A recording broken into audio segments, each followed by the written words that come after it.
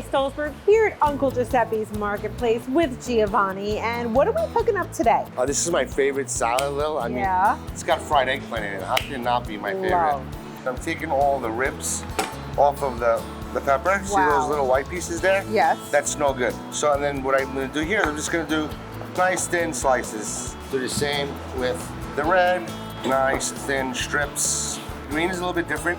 For some reason, it doesn't roll like the other ones do. So cut it this way, cut it this way.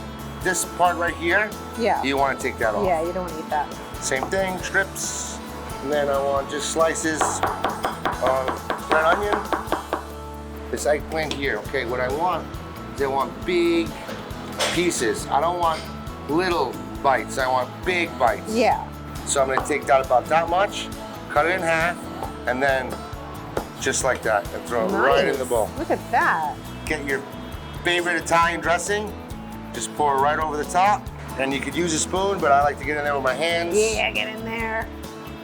I mean, just look at those colors, right? Oh, I love it. Oh, that looks good. So good. Perfect. If you'd like to make this super easy recipe, head to news12.com. You'll find the recipe. Giovanni, thank you. Thank you, Lil. Woo!